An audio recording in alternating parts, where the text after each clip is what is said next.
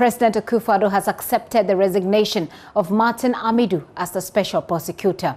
It is the latest in the fast-evolving story since yesterday. In a letter written to the ex-special prosecutor, Chief of Staff, Akufo-Addo says the president, in accepting the resignation, has also noted the other matters raised in the said resignation letter and will respond to them in due course. We'll be getting more reaction to this resignation, but first, here is a news desk report on his 2-year assignment as special prosecutor. On January 11, 2018, President Akufo-Addo announced the appointment of Martin Amidu as Ghana's first special prosecutor. He explained why he settled on the experienced lawyer. I can also personally vouch for his public spirit, but will also provide him with whatever assistance is required to enable him to discharge his high duties effectively. Mr. Amidu had gained the tag Citizen Vigilante for his relentless push to retrieve some 51.2 million cedis for the state from businessman Alfred Woyome. Mr. Martin Amidu appeared before Parliament's vetting committee as his name was submitted for approval. He told the committee he was committed to protecting the public purse. You will not allow anybody to do anything that is contrary to maintaining the ideals and values of the Constitution, which we fought to bring in force. The only way we can do that is to protect the national purse. He got the approval and he was sworn in as the special prosecutor. Soon after taking office, the SP made the news on many occasions as he demanded resources to work. We have set up an office. We have to organize that office, have the requisite personnel. My law says that 90 days after the assumption of office of the special prosecutor, pursuant legislation must be enacted. As we speak today, I have no legislation. So I use my common sense. He was, however, criticized for failing to deliver in terms of prosecuting the corrupt in society. And he fought back. I will leave the job because I am not serving those who are telling me to leave the job. I am serving Ghanaians. That is why I'm always telling Ghanaians that these are the reasons why we are not achieving what we want to achieve. He dragged the Boko Central MP, Mahama Yarega, to the High Court for possible corruption, but this stalled for months as a case challenging his eligibility remained pending at the Supreme Court. The Apex Court affirmed his eligibility, but his probe of an allegation involving presidential staffer Charles Bisiu brought him into conflict with some key actors of government. He said the police had commenced investigations into the case, even though they knew he was handling it. But what could well be described as the straw that broke the camel's back was the reaction to the Agyapa corruption risk assessment. The agreement seeking to leverage Ghana's mineral royalties was assessed by the SP. He concluded that there was possible bid rigging to favor Databank, a company with ties to the finance minister Ken Ofori-Atta, and Africa Legal Associates, which has a relative of the president, Gabi Asaro-Chirdako, as senior partner. Mr. Amidu says the president met him on 2 occasions. Mr. Amidu says this meant he could not continue to work without partisan interference, hence his decision to resign. And Arba Kumsin and Winston Amwa have done extensive work bringing you an understanding of what is at stake and what is contained in this statement that the government has now, or the letter accepting Martin Amidu's resignation. I'll just take you through it once again, if in case you're just joining us. Take a look at this. Now, this is the letter with the letterhead Office of the President, and of course it has been authenticated. It says it's a response, if you like, to the resignation of appointment as special prosecutor. It reads, this is to acknowledge receipt of your letter dated 16th November 2020. It gives you the reference number, and it says it is addressed to the President of the Republic, conveying to him your decision to resign as special prosecutor, which he has accepted. The President has taken due note of other matters raised in your letter, and the government will issue a statement responding to them in due course. Now, the President has directed me, that's the Chief of Staff, to ensure that all emolument and benefits due you under law are paid to you accordingly. The President thanks you for your service to the state and wishes you the best in your future endeavors. Of course, it is signed by Akufo-Addo, also Opari Chief of Staff there, and it is copied to Martin Amidu, Esquire, with his number there. Let's get on the telephone line now. I have Bryce Sowu. Bryce Sowu is with the Ghana Integrity Initiative. I'll also be joined by Executive Director of the Institute for Democratic Governance, Dr. Emmanuel Akwete, who has also been speaking about the President's acceptance letter. Let me begin with Dr. Akwete.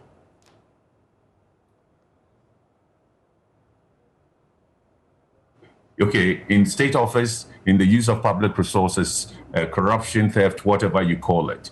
So he made his conditions clear in his letter, and the president accepted that. And so in this matter, he's taking a very principled stand. He said, I was doing my work. I'm doing it professionally. I'm the special prosecutor. I've gone through the processes. I've submitted my findings to you. First of all, to invite me to a meeting, was something he didn't take kindly. But he also understood that there could be an interface because this is a matter affecting the government. And the president is head of the government. Was it to ask further questions on the letter he had served him or some clarity? But he went to that meeting. And then there was the 2 weeks break. And then there comes another meeting, and the president is presenting responses from the finance minister to the issues to him, which he objected to.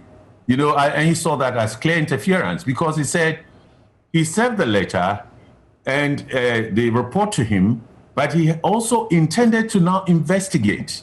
And we all know that before the letter came out or he published it publicly, he had raised issues about the ministry not furnishing him with documents, and which was causing delays. He said it several times.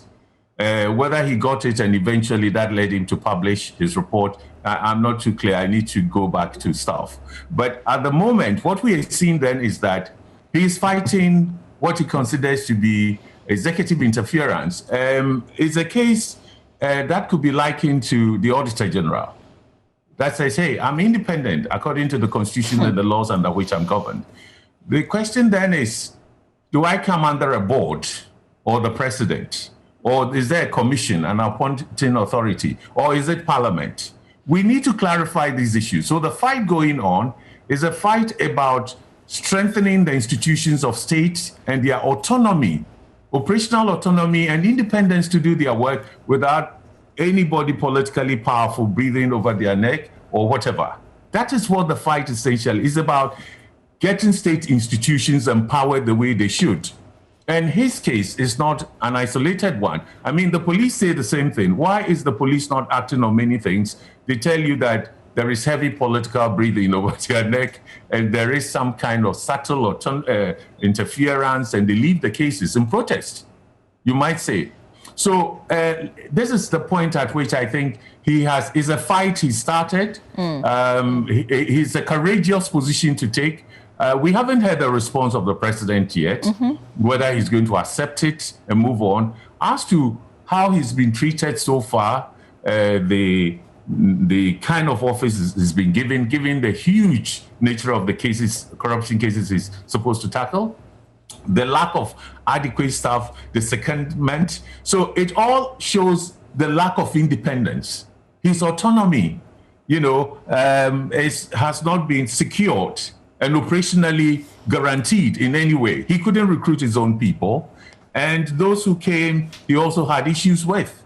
So it's a fight over the autonomy of the office to operate, but also its independence from political interference, and particularly what he considered to be a partisan interference. I think these are, for me, the issues. So the advocacy to separate the positions initially was that the Attorney General, who is also Minister of Justice, is a politician, appointed by the president. He's supposed to be the chief legal advisor of the president. And he belongs to a party. He or she belongs to a party.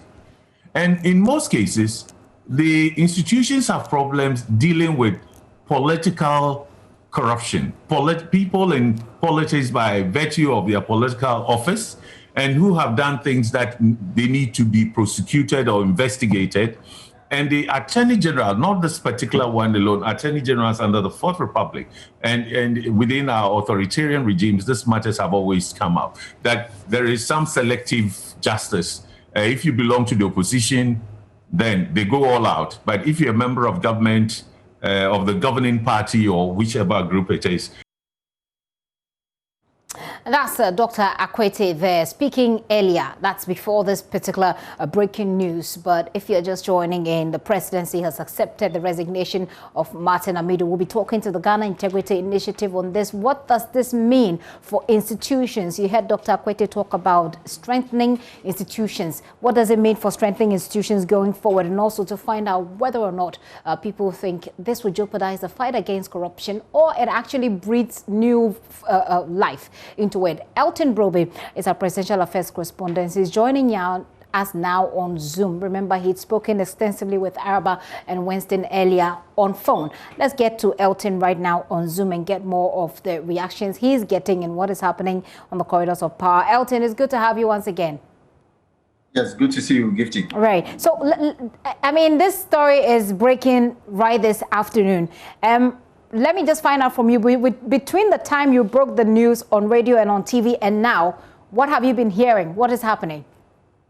Okay, so now what we are waiting to hear will be that detailed commentary or response that will come from the presidency on what they've done so far since the establishment of the Office of the Special Prosecutor. So earlier, we brought you that letter from the Chief of Staff addressed to the outgone, if you like, Special Prosecutor Martin Amidu, and then the other one that came from the Director of Communications here at the Jubilee House for the public. So the Chief of Staff's own is in response to Martin Amidu's resignation, and it communicates to him government's acceptance of his resignation and the directive for the Chief of Staff to sit down with Mr. Martin Amidu and then ensure that all his emoluments and benefits due him under the law are paid accordingly. And then after some few minutes later, we got that correspondence from the Director of Communications at the Jubilee House, Eugene Ahine, also communicating to the public that government has taken note of the resignation of Mr. Martin Amidu by letter dated Monday, 16 November 2020. President Akufo-Addo has again taken due note of the other matters raised by the Special Prosecutor in his letter of resignation, and the presidency, we are told, will issue a detailed response shortly, and then a directive again to the Chief of Staff to resolve all outstanding matters upon the resignation. So, these are the two letters. So, what is outstanding now is that detailed response that we are waiting to hear, and I can I have an idea some of them that we are likely to hear from the presidency, and already there is a leaked confidential memo that captures everything that was discussed in August. It rolled into September, and it gives you an idea of the kind of discussions that went on between Mr. Martin Amidu, the Chief of Staff, and the Director here at the Jubilee House, the Chief Director here at the Jubilee House. And the memo, the confidential memo, relates to concerns that had been raised by Mr. Martin Amidu, and first had to do with a building that was allocated the Office of the Special Prosecutor. And this is a get fund property, a nine-story building, because Martin Amidu had earlier complained about the fact that the 3-bedroom apartment he was given to serve as office was inadequate.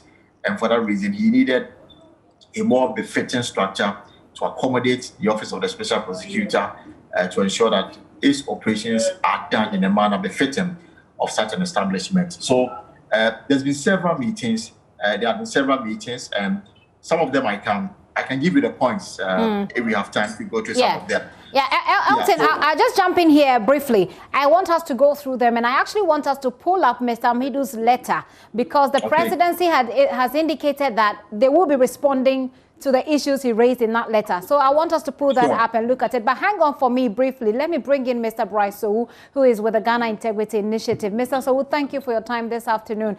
Quickly, your reaction to what has just happened.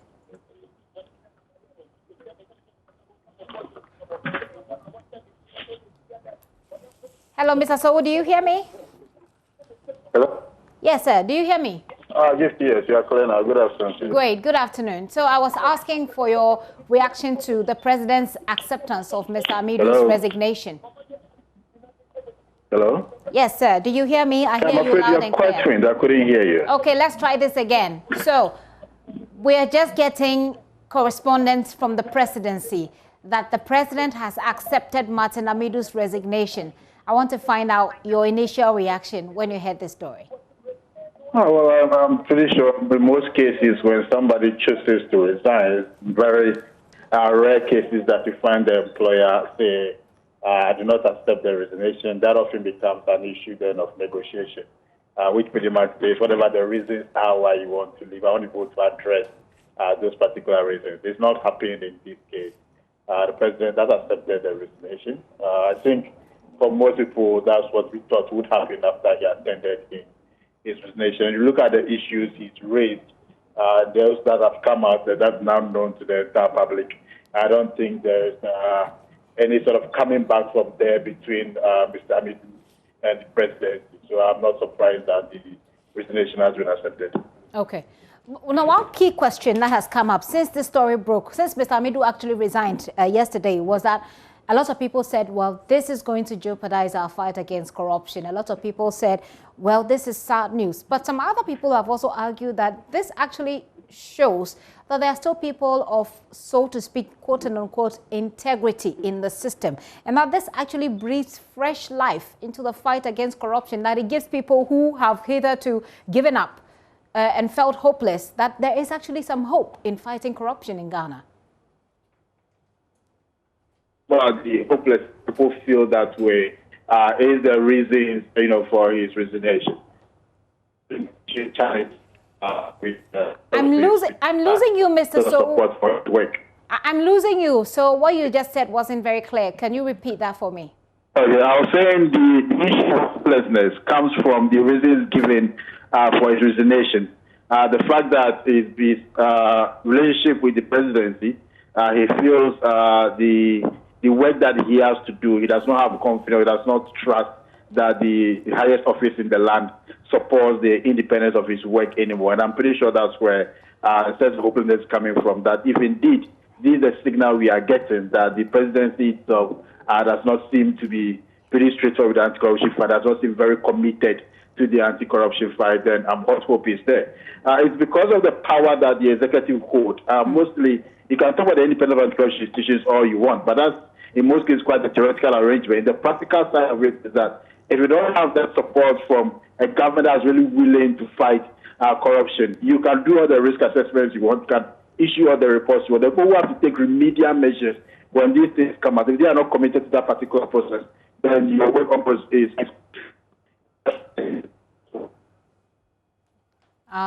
it's been terrible having a sustained and smooth line with you, Mr. Sowu. We'll try and raise you back on the line if you hear me, so we can have more of this conversation. Elton is still here on Zoom, joining us live from the Jubilee House right now. Elton, so if you take the letter that Martin Amidu wrote, his letter of resignation, there are a few key issues that he raised. Let's start with first of all, he talks about the presidency taking steps to appoint a replacement. So essentially, he informs the presidency that so-and-so is happening and I'm resigning. But then he says, following your steps to appoint a replacement. I'm sure that this is something that the statement will address. You indicated earlier that there has been a meeting by the board earlier today.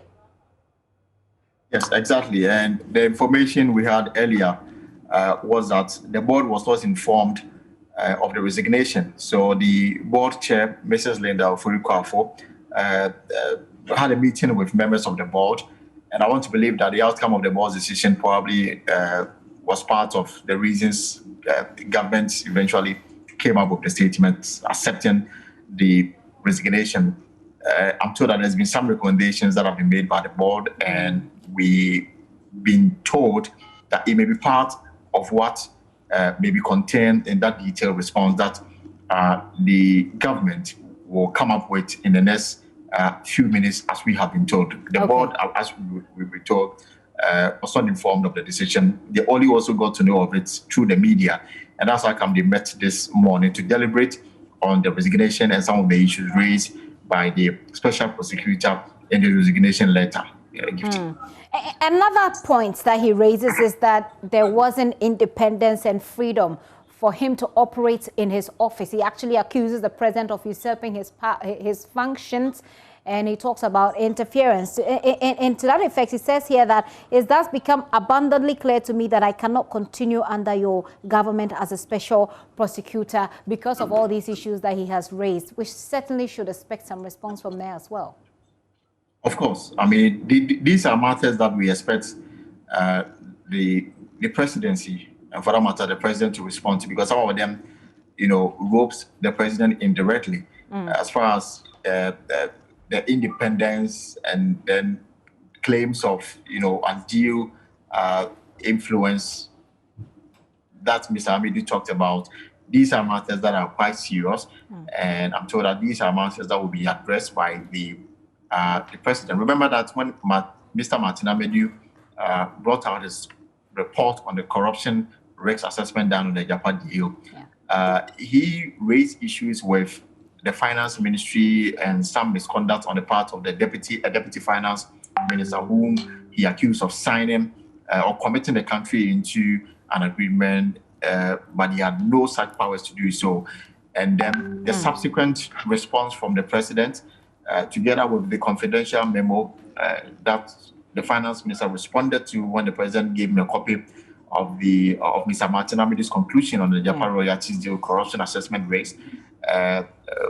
There's a part which says that the president wanted Mr. Martin Amidu to have a look at the finance minister's response. Mr. Martin Amidu, in a subsequent, comments on the matter, said that he rejected that particular input from the president. Now, what I've been told by some people close to the president was that cannot be said to be trying to influence the office of the special prosecutor, but because Mr. Martin Amidu had mentioned the finance minister in his own conclusion, and the president had caused the finance minister to respond directly to the matters raised by the special prosecutor, the president just wanted him to have a copy of the finance minister's response. And indeed, even before the finance minister's response was given to the OSP, in which he rejected anyway, the government decided that they would make that particular matter public. So that's, in no way, should suggest trying to invade into the independence of the special prosecutor. But matters relating to office accommodation, salaries, and other matters, what we've been told is that government, according to the presidency, were forthright with Mr. Martin. I mean, it remains to be seen what exactly was done and whether or not these were matters that were accepted by Mr. Martin Amidu, because Mr. Martin Amidu himself raised issues about being handed a bunch of keys to an office complex, and he thought the mode in which the keys were delivered to him was disrespectful and unprofessional, and that was the reason he rejected those keys. The chief of staff responded explaining the rationale behind getting Mr. Martin Amidu the keys. There's been issues about salaries, there's been issues about some repairs and some due diligence, and I mean, it's very interesting the kind of things one is hearing here at the presidency, even including a television sets, some television sets that were bought for the office of the special prosecutor. My information is that the feedback they got was that the OSP didn't trust the source, and he was quite unhappy that he didn't go to procure the television set because he had issues about somebody maybe listening to it, maybe a listening device. Yeah, so he has concerns about bugging, etc. Right. And then we wait and hear that detailed response that probably will come from the presidency explaining what government did and still doing since the establishment of the office. Elton, very detailed one you've given to us there. Let me leave you to catch your breath. I mean, you've been on this for quite a while. We'll be expecting to hear back from the presidency, and I'm sure that we'll be able to come back to you when there's any new development. Elton Brope is our presidential affairs correspondent. He joined me all the way from the Jubilee House with some more details on what's been happening there between when the presidency accepted Mr. Amidu's resignation and now. I had Mr. Sowu on the line. I think I have lost him. We'll try and raise him as and when we can. But lawyer and former member of parliament for Zebula, John Indebugri, has described the resignation of Mr. Amidu as one that was to be expected. He is one of the very first individuals, Mr. Indebugri, to predict Mr. Amidu's resignation soon after his appointment. He's been explaining his rationale behind that prediction. Mr. Indebugri says the Special Prosecutor's Office was just like any other company in which the CEO reports to the board, a circumstance he believes does not insulate the Special Prosecutor against any form of interference. Mr. Indebugri has been speaking on PM Express. The law specifically says that the Special Prosecutor will prosecute cases subject to the mandate of the Attorney General. It is in the law. Secondly, the architecture I talked about, if you look at the law closely, you realize that it is like establishing a company. The Office of Special Prosecutor was established like a company. That's Mr. Indebugri there. You hear his concerns also about Mr. Amidu's security from now on. But let me engage Mr. Sowu, who has joined us back on the line. Mr. Sowu, I lost you. Apologies for that inconsistency with the line there, but thank you once again for your time. I've been talking to my colleague, Elton Brobe, about the issues that Martin Amidu raised in his resignation letter, which we are told by the presidency will be getting some responses to. But some of the issues he raised border on getting a replacement for him, independence and freedom that made it difficult for him to do his work. And then, if you like, the last straw, the Agyapa deal. I want to take your thoughts on these. Let's start with the steps to appoint a replacement for him. Looking at the way his office was created, the way it started, with all the issues that Mr. Amidu raised before he resigned, what do you think it means for this particular institution going forward? Referring to what it means for his replacement? Yes.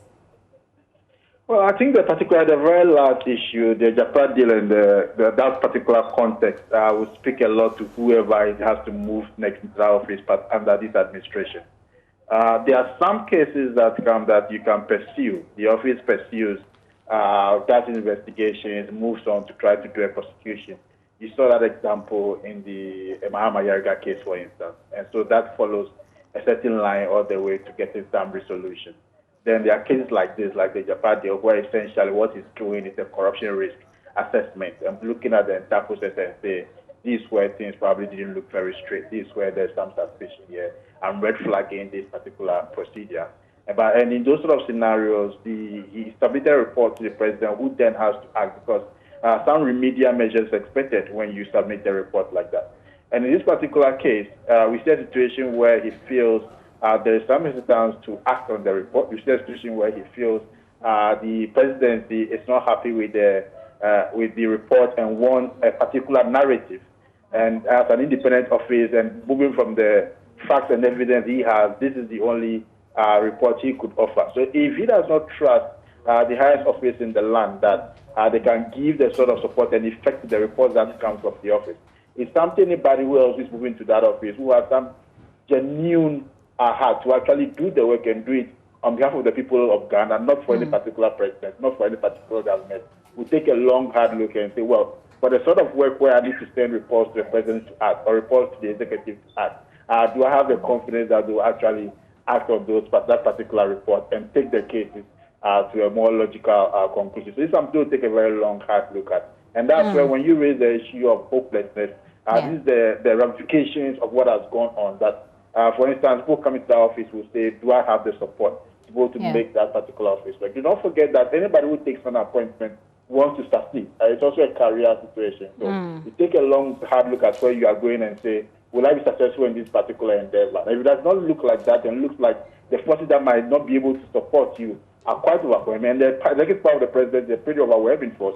I don't think it's going to attract a lot of people supposed to take up that particular position. So issues about how attractive this particular position is in the first place, looking at a replacement for Mr. Amidu going forward. But before we go, we wrap up, Mr. So the point about the independence and the freedom to work, what are your expectations in terms of how the government responds to this? They've told us that they will be responding to this shortly, the issues that Mr. Amidu raised. And key among that is independence and freedom, which he said he didn't have. What are your expectations from the presidency? I think the government's response, we are anticipating and waiting for it to be very interesting. The thing about Mr. Amidu is that throughout his term in office, he's not shied away from the issue. Whatever the case has been, he's presented it to the public, and he said things as where it's been pretty straightforward. We may not like the fact that we didn't get a lot of results during his tenure, but one of the things he's done is at least in everything, he's giving reasons for it. And so again, you are not looking at the resignation where the president says, well, I've resigned for personal reasons without explaining what those personal reasons are, as is often the norm when these sort of resignations happen. In this case, he's been very specific what the issues were disturbing and what led to the resignation. And you can take Amidu on for all you want, but we've not known him to be a dishonest person. I think at least from his perspective, what he feels the issues are and situations where he thinks it becomes, it's untenable for him.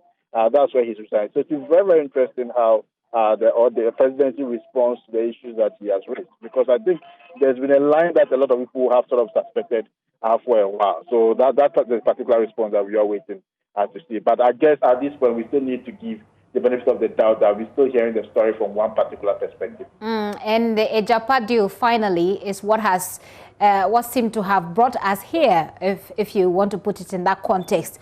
Again, your expectation going forward. President Akufo-Addo, of course, has sent this back to Parliament. Over there, they were back and forth as well. And the Parliament has risen. That will be the next Parliament. What do you expect will happen with the Agyapa deal going forward? The direction to Parliament never starts well with me. I must be honest with you. Okay. Because for me, this was a deal that was put together by the Secretary, not by Parliament. The deal has already gone to Parliament as a reviewer of a sort. We did not have a bipartisan Parliament pass it, but nevertheless, Parliament has passed it by the required numbers, they need to vote to do that. And so if we, after this process, we find a corruption risk assessment and issues have been picked up, I expect that the executive who put together the deal should be the ones acting on it. I expect the president to show leadership in that particular sense. This bit of directing Parliament to look at it again seems like misdirection, a bit of shifting that responsibility to me. I think this is something that the issues raised there should be the executive, it should be the president taking leadership and acting on those issues. He can choose to accept or some of them. He can choose to basically decide not to work with the report. But he should have taken responsibility for this, and he should have stayed with the executive on what the remedial measures should be. The whole point of sending to Parliament, for me, I really do not see the point to make that, because we already see them review it and say it was okay in the first place before the assessment. It has not raised a lot of confidence in terms of what will come out after this. I think this is just a bit of checking the responsibility of dealing effectively with the issues raised in the corruption risk assessment. Very well. Thank you so much for your time this afternoon. Bright Sowu is with the Ghana Anti-Corruption Coalition there, and he says we're all interested in the response that will come from the government on the issues that Martin Amidu has raised, especially on the Agyapa deal, especially also on the independence and freedom which the man said he didn't have.